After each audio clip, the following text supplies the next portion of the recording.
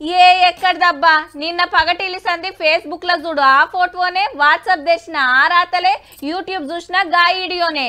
కింద చదవలేనన్ని కమెంట్లు, పుట్ల కొద్ది షేరింగులు.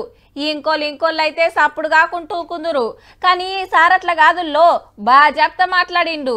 అయ్యో ఇంతకు ముచ్చటేందో చెప్పలే కదా.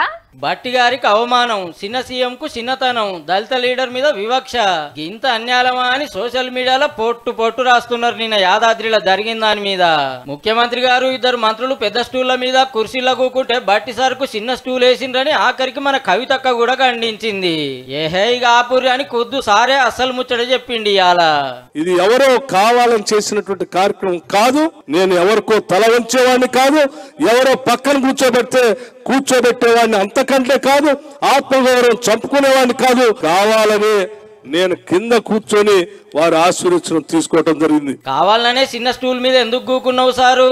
నా మనస్ఫూర్తిగా మనసు నిండా ఉన్నటువంటి ఆ పేదలకు ఇచ్చేటువంటి ఇళ్ల కళ నిజమైనందుకు వారికి ప్రత్యేకంగా కృతజ్ఞతలు చెప్పుకోవడం కోసం గరీబులకు ఇందిరమ్మ ఇళ్లు కట్టిస్తున్న ఆనందంలో గిట్ల నరసన్న దీవెన అర్థి తీసుకున్నాడట. ఏలువల్ల సార్ పంచనం ఏందో, సర్కార్ల సార్ పతారేందో అందరికి ఎరక కావాలని గీ ముచ్చట చెప్పిండు.